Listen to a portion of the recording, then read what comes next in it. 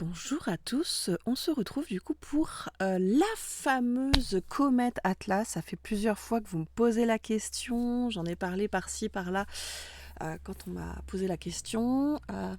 Du coup je fais enfin le point, comme ça vous aurez la totale dans un seul épisode, l'épisode de la comète Atlas. Euh, Du coup, j'ai eu plusieurs choses et j'ai rediscuté ce matin et hier, non, il y a 2 jours. Enfin, j'ai eu plusieurs choses. Puis je pense je vais en rajouter. Je vais voir si je peux recommuniquer et puis en direct aussi pour avoir plus d'infos si ça me vient en tout cas parce que j'ai eu pas mal d'informations. Alors, j'avoue que quand moi j'ai pensé, enfin quand là on m'a posé la question la première fois, moi je me suis pas occupée de me poser la question en tout cas. C'est quelqu'un qui avait posé la question, je sais plus si c'était en soirée et si on parlait spiritualité ou si dans un mardi midi où je vous réponds à vos questions, bon, voilà, personnelles. Euh, et j'ai rigolé parce que moi sur le coup je me dis bah, c'est juste une comète. Moi je suis assez, c'est marrant, hein, je suis assez cartésienne finalement. Et en fait, non, pas du tout. J'ai reçu. Alors, c'est une comète, mais il y a un truc en plus, c'est-à-dire qu'il y a une personne en plus. C'est un petit peu comme, je ne sais pas si vous avez la référence, c'est un petit peu comme, c'est la référence qui m'est venue, euh, comme si ce galactique, va-t-on dire, un galactique extraterrestre, peu importe, avait pris le Chabus. Ça m'a fait penser à ça. Je ne sais pas si vous avez la référence Chabus, Miyazaki, Totoro. Mais en gros, il se sert d'une comète réelle, existante, a priori, de ce que j'ai compris, pour se déplacer dans l'espace. Euh, alors du coup, j'ai voulu en savoir plus. Donc cette personne vient d'assez loin, a priori. Elle a pris plusieurs Chabus, elle a pris plusieurs comètes et autres, parce que pas que des comètes apparemment, mais voilà. Elle a pris plusieurs choses qui traversent l'espace pour elle-même traverser l'espace. Enfin, c'est un lui en fait. Hein.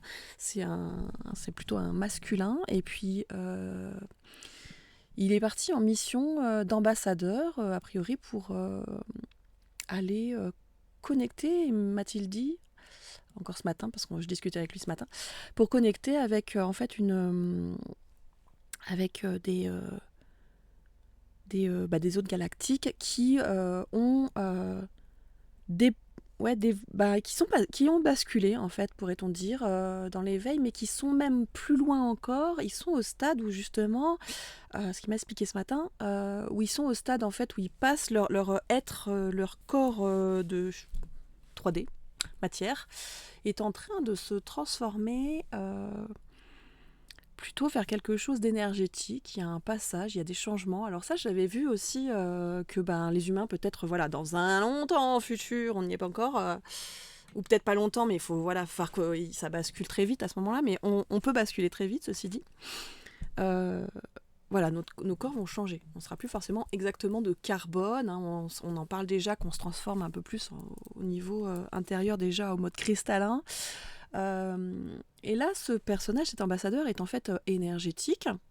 Mais il a quand même une sorte d'apparence, quand même, on pourrait dire, je ne sais pas si on peut dire humaine, parce qu'il n'est pas humain, parce qu'il n'est pas de la Terre, mais voilà, il a 2 jambes, 2 bras. Euh, mais c'est vraiment plutôt une apparence, ouais, au-delà du plasma, mais vraiment quelque chose d'énergétique, en tout cas, comme on pourrait l'imaginer, très lumineux. Euh, alors, il me montrait ce matin, c'était un personnage du coup il se déplace sur leur planète très fluidement, c'est souple, c'est presque s'il touchait pas terre, quoi. C'est très particulier. Puis des longs bras, des longs jambes, ils sont très très longs. Et puis du coup, il m'expliquait donc voilà qu'il va. Ça fait longtemps qu'il discute avec ces personnes-là vers qui il va, vers ce monde-là, vers qui il va. Ça fait longtemps que ces personnes-là, un peu comme nous, on commence à parler aux galactiques, etc. On avance, et puis ça fait un moment que sur cette planète, ils se transforment, et que du coup, ils arrivent au stade où eux, ils en sont arrivés, mais depuis, me disait-il, depuis quelques centaines d'années, eux, apparemment, sur leur planète, et que il allait, en fait, voir justement... C'est un petit peu comme Oui, il me dit, oui, c'est un peu ça. Je le dérange pas, du coup, il m'a dit, bah non, bah du coup, il a un peu que ça à faire pendant son voyage, de papoter avec les gens qu'il connaît, etc. À droite, à gauche, et puis les gens qui veulent lui parler, donc n'hésitez pas, ça l'occupe. Et parce que je me suis dit, bon, doit être un peu long, alors il a pas évidemment la même notion du temps quand même que nous, c'est pas pareil. Et puis il est très fier, me disait-il, d'être l'ambassadeur de son peuple vers cet autre peuple, cet autre monde. Et en fait, c'est un peu comme un historien, me disait-il, on pourrait le dire comme ça, mais un peu historien génétique, etc. Enfin, un mélange, hein, évidemment, assez poussé, parce qu'il va aller... c'est un peu comme en allant vers ce peuple qui se transforme, découvrir finalement comment eux, ils sont devenus ce qu'ils sont devenus aussi sur sa planète, et... et en même temps, bah ouais, avoir plein d'informations, plein de données, les aider aussi, parce qu'ils ont quand même des choses qui sont restées un peu comme nous, j'ai envie de dire, avec nos textes et tout ça. Il y a des choses qui se transmettent chez eux sur comment ils sont arrivés jusque-là, leur passé, etc. Et du coup, voilà, c'est une entraide. Et du coup, il y va parce qu'il pouvait s'en parler, on va dire de loin, mais il m'a expliqué que, c'est ce qu'ils font en tout cas depuis pas mal de temps, mais il m'a expliqué que c'était important d'aller voir aussi sur place, parce que peut-être qu'on n'est pas fait de la même chose, enfin ce peuple-là n'est pas fait de la même chose, et qu'il y a peut-être des variantes, des choses à comprendre, et que lui, il est peut-être à même d'apporter des solutions par rapport à ce qui se passe vraiment dans la matière, on va dire, pour ce peuple qui est en train de se transformer. Vers la lumière, donc vers l'énergétique, vers voilà, un passage de corps plus 3D à autre chose. C'est hyper intéressant, en tout cas, ma discussion. Je m'attendais évidemment pas du tout à ça. Et pour revenir à cette histoire de comète, euh, du coup, il m'expliquait que... alors, il m'expliquait plusieurs choses. C'est comme ça que j'en suis arrivée, en fait, finalement, à ça. Je suis allée un petit peu vite dans les explications, mais c'était hyper... voilà. Bon, ça vient comme ça vient. Hein. Moi, j'écris pas, mais j'écris pas ce que je vous partage. Mais j'ai trouvé ça passionnant. Et en fait, pour en venir à la comète, il me disait donc son corps énergétique se met vraiment juste derrière la matière de la comète. Hein. Vous savez, la comète, en gros, il y a une matière. Enfin, il y a comme on va dire... On va le rétrécir... Enfin, je vais vraiment faire des raccourcis, mais cailloux. Et puis le fait qu'il traverse, etc., ça fait, vous savez, une queue du coup de dissolution de la matière à travers l'espace. Et puis du coup, ça nous fait un peu une lumière, un reflet. On voit la queue de ce qui finalement se dissout de ce ce qui voyage. Ça fait des choses particulières au niveau de la chimie et tout ça. Et il m'expliquait que du coup, il était vraiment calé juste derrière, en mode... C'est assez marrant d'ailleurs, je voyais la position, mais vraiment en mode... voilà. Voilà, il vole juste derrière tout droit, quoi. Enfin, assez fluide quand même, mais voilà, il se laisse porter et à la fois... Alors, il m'a expliqué, donc j'en ai aucune idée, vous me direz en commentaire, parce que j'ai pas tout suivi. J'avoue que j'adore l'astronomie et en même temps, ça fait un moment que en fait, j'ai toujours les informations que j'ai besoin, je les ai, voilà, elles viennent à un moment donné parce que vous me posez des questions, par exemple, sur cette fameuse comète. Mais il me disait qu'alors la queue a changé de couleur à un moment donné, mais parce que en fait sur sa planète, c'est comme ça qu'après il m'a expliqué comment ils étaient sur sa planète et pourquoi il allait faire ambassadeur en fait. J'ai un petit peu mis la chair avant les bœufs comme qui dirait, mais son énergétique sur sa planète, si tu veux, ils sont plus ou moins quand même blanc lumineux, mais ils ont tous une couleur en plus, on va dire, qui se mélange à ce blanc. Lui, il est plutôt vert. Sur la planète, apparemment, il y aurait plus du vert, du bleu, du violet. Voilà, il n'y a pas forcément d'autres couleurs, c'est plus bleu, vert, violet. C'est ce type d'énergie-là. Et du coup, lui, il est plutôt vert. Alors, il m'a expliqué qu'à un moment donné, parce que, en fait, parce qu'à un moment donné, j'avoue, moi, vous allez rire, mais je pose toujours des questions à la con, mais c'est très cash, parce que je lui ai dit, bon, c'est bien beau, il voyage depuis un moment, il doit... déjà, c'est particulier. Bon, du coup, comme il m'a fait comprendre qu'il est énergie, je lui ai dit, mais du coup, il mange pas, du coup, dans le principe. Donc, du coup, il me disait que non...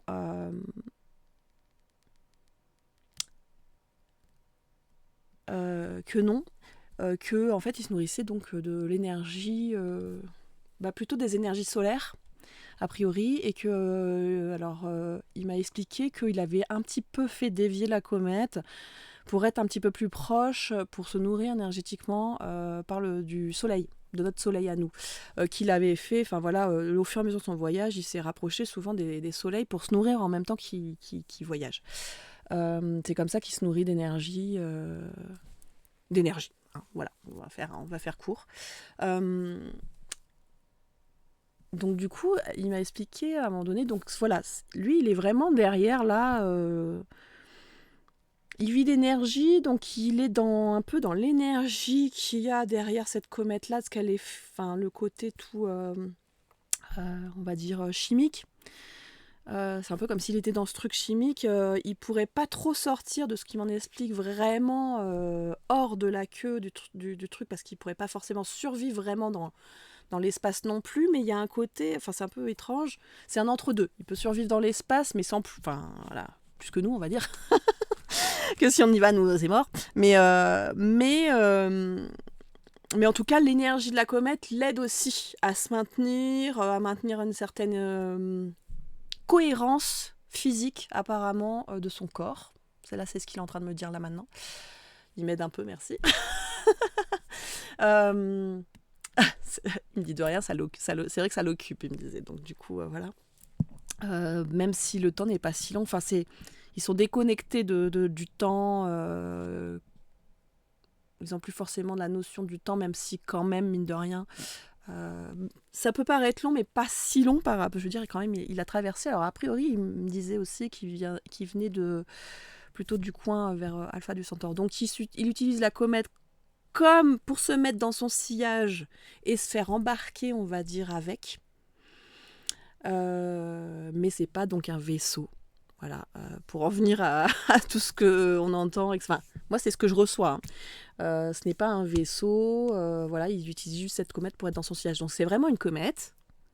C'est pour ça que c'est un petit peu complexe. Et du coup, comme je disais, il me disait qu'il avait donc un petit peu fait dévier cette comète, apparemment. Alors, je ne sais pas si c'est vraiment dévié ou ça a une trajectoire peut-être qui nous paraît bizarre, j'en sais rien.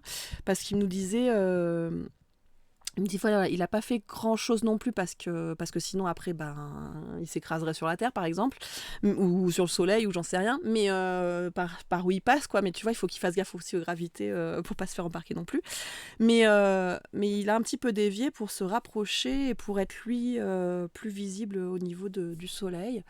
Enfin pour se nourrir en tout cas énergétiquement parlant avec le soleil. Alors pour la dévier, qu'est-ce qu'il m'avait dit en fait, comme il est énergie, c'est un peu comme s'il avait fait fondre un peu la matière de la comète, qui avait fait un...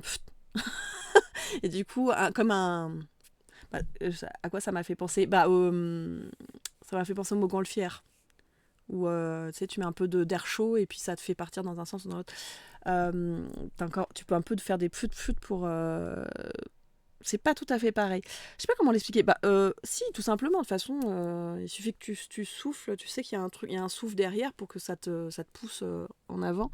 En gros, il a créé un souffle en dissolvant un peu la comète à un endroit. Voilà. J'espère que je suis claire parce que là, j'avoue que je suis pas très claire, comme je disais. Là, je suis encore en sortie d'opération. Je suis assez fatiguée du coup. Mais bon, j'ai tenu quand même à faire la vidéo.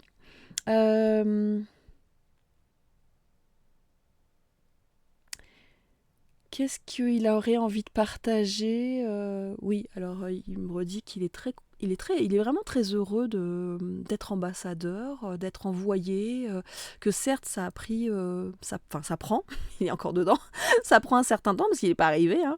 Ça prend un certain temps, donc il vient pas pour nous, voilà, il vient pour un autre monde. Si on va assez vite, peut-être qu'un jour il viendra par chez nous avant de rentrer chez lui. Faudrait qu'on aille plus vite, il me dit en gros. Quand même, ça prend du temps, effectivement. On n'en est pas encore à se transformer vraiment en corps de lumière, si on peut dire ça comme ça.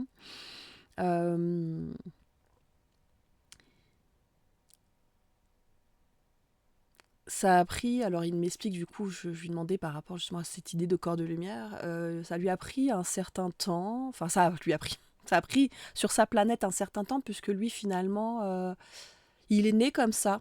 Ah oui, c'est vrai qu'il m'avait partagé ça. Et oui, il me dit c'est intéressant ça parce qu'il continue quand même à se reproduire, mine de rien. Mais c'est vrai que c'est un petit peu différent.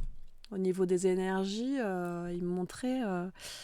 voilà, c'est un petit peu comme si... Enfin, lui, il est passionné par l'humain, l'être humain. C'est pour ça que je dis c'est un historien génétique, on pourrait dire. Oui, complètement, voilà, me dit-il.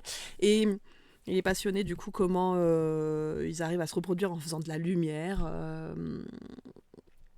et en mélangeant leur lumière. Bon, on va pas rentrer dans les détails, mais, mais du coup, c'est...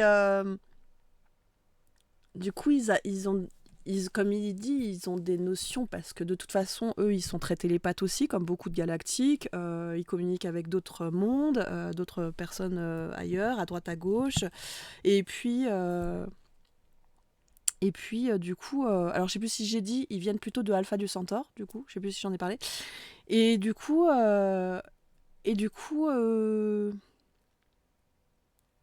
vers là-bas, hein, on est d'accord. Quand on dit des endroits, et Alpha du Centaure, c'est un soleil. Ils habitent pas sur le soleil. Mais euh, il y a cette idée que ouais, ça fait tellement longtemps qu'ils se sont transformés que c'est que des... Ils savent pas vraiment. Donc lui, il est très fier d'aller chercher... Ils ont des idées du comment, du pourquoi, des textes qui parlent encore de ça, mais c'est un peu comme nous ici sur Terre. On peut faire le parallèle de... ça fait longtemps qu'on nous dit tout est en vous, vous êtes la conscience, Dieu, la source, peu importe les mots qu'on utilise. Ça empêche que tout est déformé, on a fait tout et n'importe quoi, on ne le comprend pas forcément correctement. Voilà, vous voyez. Euh, et on a l'impression qu'on doit arriver à quelque chose alors qu'en fait tout est déjà là. Et, euh, et finalement, voilà, il trouve ça hyper intéressant, lui, ça le passionne d'aller voir ce peuple et puis d'avoir lui été choisi pour cela. Euh, alors du coup, je demande pour les voyages, alors ils ont plusieurs façons de voyager, mais c'est vrai que depuis qu'ils sont plus corps de lumière, il me parlait un peu ce matin, ouais, on peut revenir dessus, sur il me parlait plus. Alors les Andromédiens, par exemple, les Andromédiens, c'est une galaxie, donc une galaxie entière de gens qui se sont éveillés. Enfin, toute la galaxie, il n'y a pas des habitations partout, mais ils habitent un petit peu partout dans la galaxie. Et c'est un grand peuple maintenant unifié. Nous, on n'est pas encore unifiés dans notre galaxie. Et, euh, et finalement, ils sont aussi très lumière, très énergie. Et, et puis les Arcturiens aussi, beaucoup, ils voyagent d'autres façons aussi. Il y a à un certain stade, il m'explique qu'en gros, il n'y a plus besoin de vaisseau physique en réalité.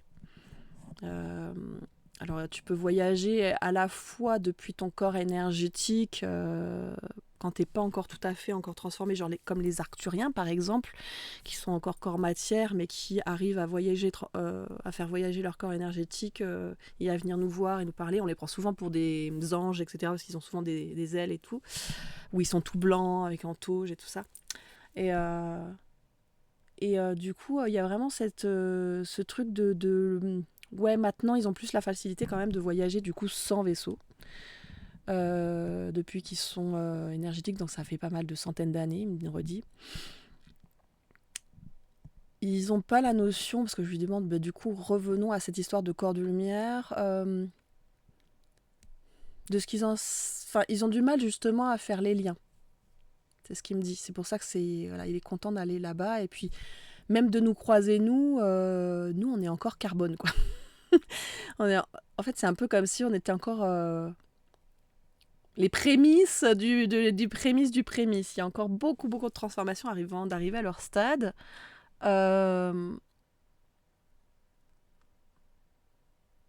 Et donc, du coup, c'est un petit peu comme si... Enfin, je sais pas comment... Ils ont du mal à savoir justement comment on est passé de cette forme-là à la leur. Ce qui est sûr, c'est qu'il y a, comme on le dit sur Terre, eu éveil de conscience, il y a eu transformation. Ils ne savent pas vraiment justement si il y a eu comme maintenant ils connectent à certains peuples comme le nôtre par exemple, s'il y a eu des guerres, s'ils étaient tout de suite en paix ou si c'était très dualité comme chez nous. Ça ils ont pas, enfin ça remonte à tellement longtemps qu'ils savent pas vraiment. En fait finalement l'histoire c'est un peu perdu. Euh, Parce qu'ils ils ont quand même l'impression, en tout cas, sur leur planète, me dit-il, qu'ils étaient déjà en paix, quoi, en tout cas. Alors, est-ce que c'est parce que ça remonte pas assez loin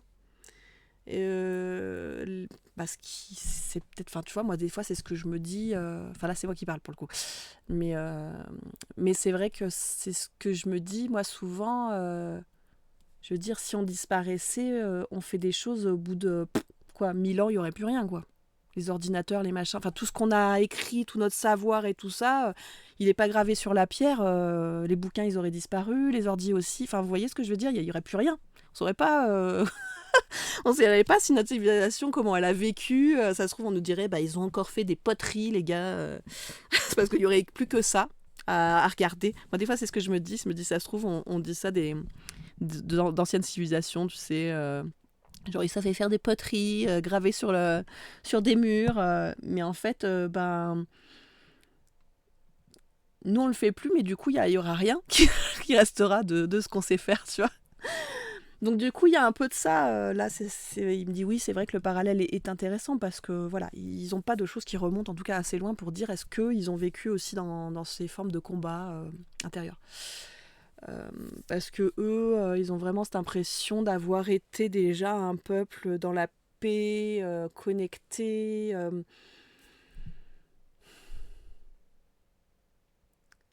De ce que j'en vois, c'est les premières idées qu'ils ont d'eux-mêmes, c'est déjà d'être des personnes, des êtres connectés à leur planète et à l'univers, comme ce qu'on pourrait appeler nous les piliers de lumière sur Terre.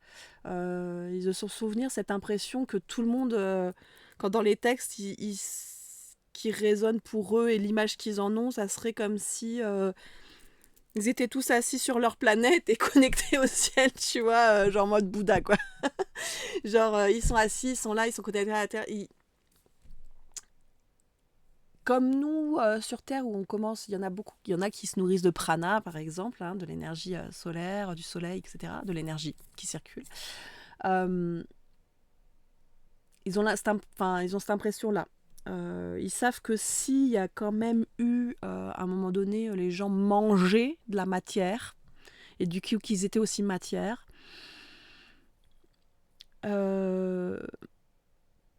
mais c'était vraiment, ils ont, voilà, dans leur texte, en tout cas dans ce qui arrivait jusqu'à eux en tout cas, dans les histoires aussi, parce qu'il me dit c'est beaucoup des histoires aussi qui se sont racontées, donc ça peut avoir été transformé.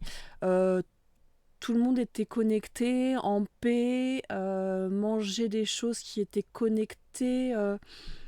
Ils étaient vraiment dans le flow, dans le flow, ce qu'ils me disent, très énergétique, déjà très connecté à tout ce qui est. Ils mangeaient pas tant, mais quand ils voulaient manger, il y avait tout un respect, un truc. Ils mangeaient ce qu'ils trouvaient aussi dans la nature. Et il y a pas de souvenirs comme nous on pourrait avoir sur sur notre planète. Il n'y a pas d'histoire. Est-ce que voilà, il y a eu comme nous de l'élevage, des plantations, etc.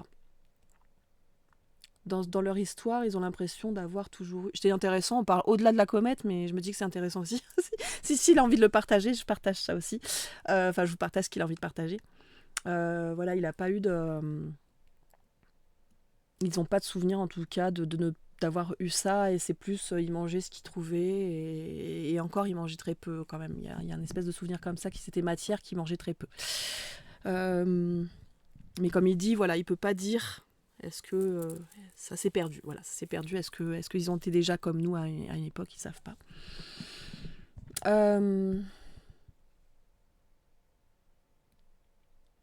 Oui, alors il veut pas trop nous envahir, mais après c'est vrai que donc si vous avez des questions, n'hésitez pas, ça l'occupe, il a encore un long voyage. Il a déjà fait quand même a priori bien les 3/4, hein, il va pas tarder trop à arriver par rapport, on va dire, au temps qu'il met. Vers où il va du coup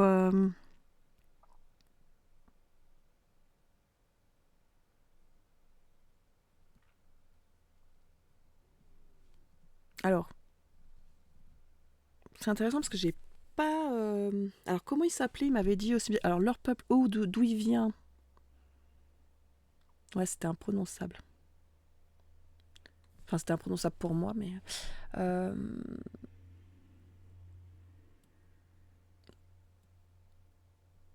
un Piratek, un truc comme ça.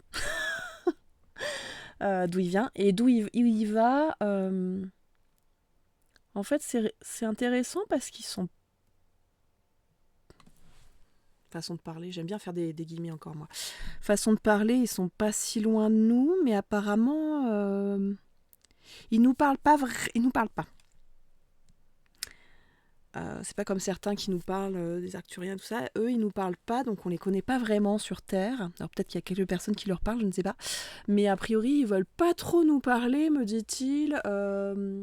Ils ont plus essayé de rester connectés pour élever leur vibration à ceux qui les emmènent plus loin que finalement à nous qui sommes pas vraiment éveillés, du coup, pour le coup.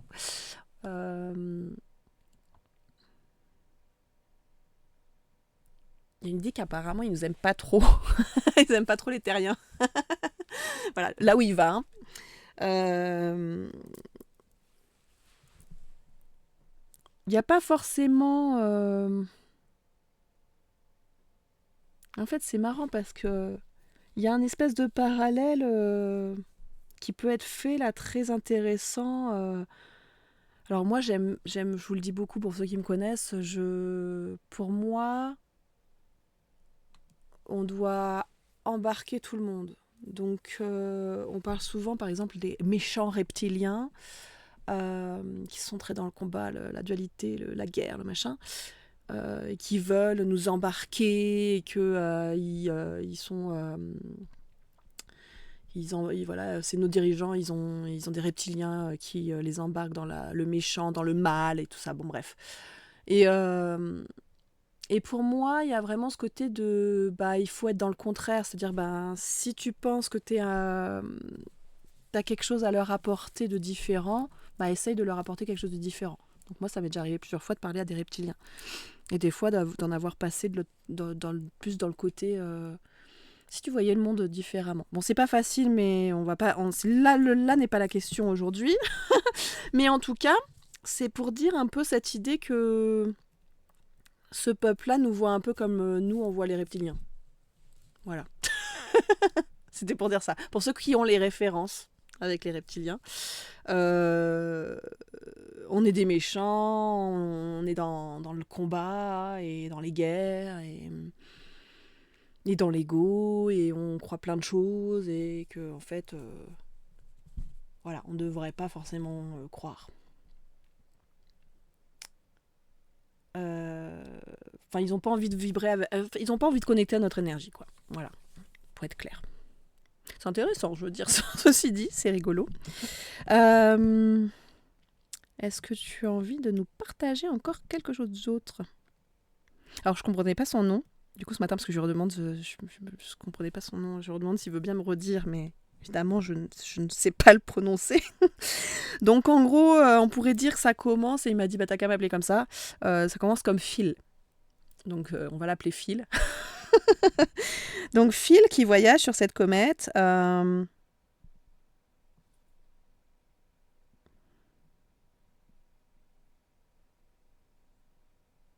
Bah, qu'est-ce que j'ai encore à demander? Je ne sais pas. Il me demande qu'est-ce que j'ai encore demandé. N'hésitez pas, si vous avez des questions, s'il y a des choses qui vous viennent, à lui poser à ce Phil par rapport à... Bon, voilà, vous avez compris, il est passionné historien génétique, voilà.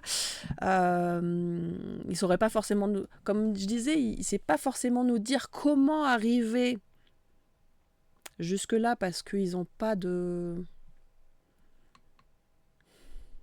Voilà, tout ce qui se rappelle, c'est ce qu'il a partagé là, qu'il sait que, là, on va dire...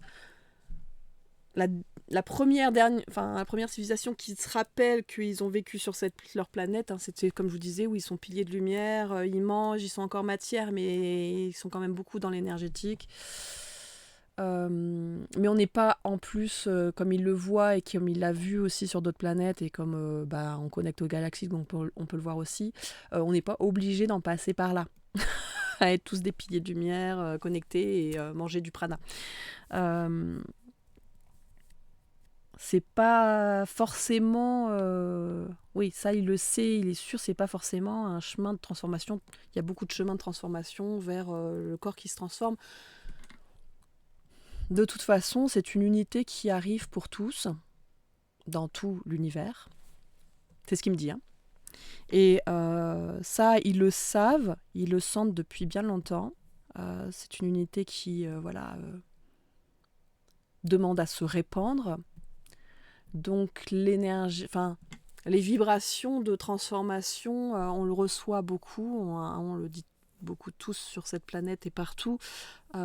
Tout est en train de se transformer pour vibrer plutôt l'unité. Dans le corps aussi, c'est en train de se transformer pour ça, car il est plus facile de vibrer l'unité quand on devient plus énergétique intérieurement parlant aussi.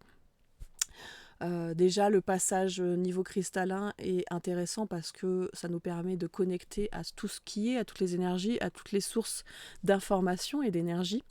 La fameuse lumière, c'est juste ça, l'information et l'énergie. Il est tout à fait d'accord avec ça, me dit-il. C'est vrai que ça, c'est une compréhension très... Finalement, eux, ils sont très...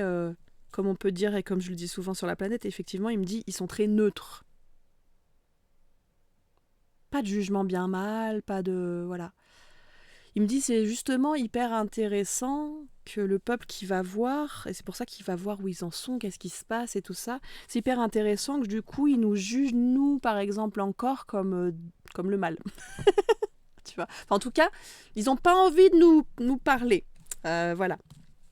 Donc ils sont très discrets par rapport à nous apparemment. Pourtant, et comme je dis, il me dit ils sont pas si loin que ça. Façon de parler évidemment, on pourrait pas quand même y aller en vaisseau spatial par exemple. Hein.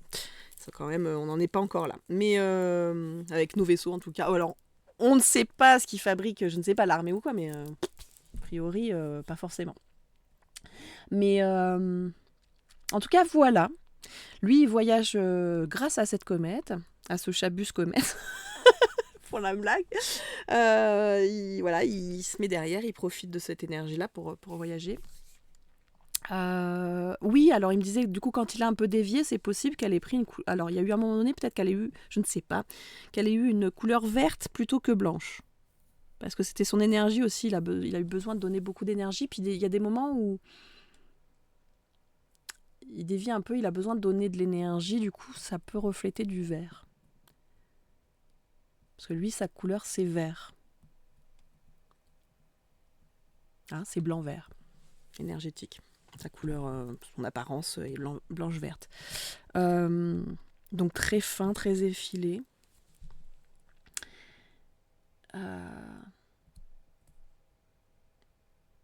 Il est heureux de nous parler et que oui, effectivement, comme il a encore du temps de voyage, on peut lui parler, on peut lui poser des questions. N'hésitez pas, il vous répondra s'il peut. Et puis si vous avez d'autres questions que vous voulez que je lui pose, n'hésitez pas à me le dire en commentaire. Et puis donc voilà. Donc voilà pour le résumé de cette comète. Je pense que c'était pas mal déjà ce qu'on est allé voir. Enfin, on a vu la comète, mais bien plus que ça finalement. Donc moi, ça m'a beaucoup surpris. Et lui, il est très gentil, il est très marrant. J'aime bien,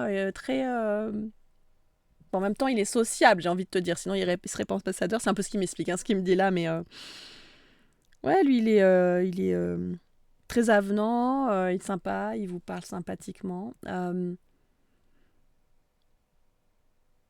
qu'il peut nous dire, en tout cas, c'est que de suivre le chemin, de toute façon, de l'unité, d'arrêter d'y résister. Parce qu'il sait que sur notre planète, il y a beaucoup de résistance. Il n'y en a pas beaucoup de chez eux non plus, me dit-il, qui nous parlent à nous. Moins que, voilà, comme je dis, d'autres les Pléiades, les Acturiens, les Andromédiens. Les Andromédiens, pas trop non plus, mais voilà, quand même. Mais eux, encore moins, parce que... parce que c'est pas forcément... Voilà, ils se sentent pas investis en tout cas cette mission. En écoutant, ils sont complètement eux-mêmes et ça fait pas partie forcément de de tout ce qu'ils doivent faire. Il y en a, oui, mais pas beaucoup d'entre eux, en tout cas, qui doivent nous guider, enfin, qui sont là pour nous guider, nous, sur Terre. Il guide beaucoup d'autres peuples, par contre, comme là où il va. Ils sont connectés à pas mal de monde, mais voilà, pas forcément plus que ça, nous, mais plus ça arrive. Euh, et oui, il est très heureux de toute façon bah, que certains, comme moi, comme certains qui développent leurs capacités, sont capables de justement déjà communiquer avec eux, d'ouvrir les portes justement oui, ouais, de la, j'essaie de traduire du coup, mais de la conscience, de l'unité, de amour, joie, paix, calme, tout ce que tu veux mettre derrière. Euh, de se rappeler en fait qui nous sommes vraiment pour justement se reconnecter. Je vous fais souvent le coup de la main, je sais pas si vous l'avez celle-là, mais vous pourrez le voir dans la dernière soirée si on parlait spiritualité. Et qui était donc ce mercredi soir. Et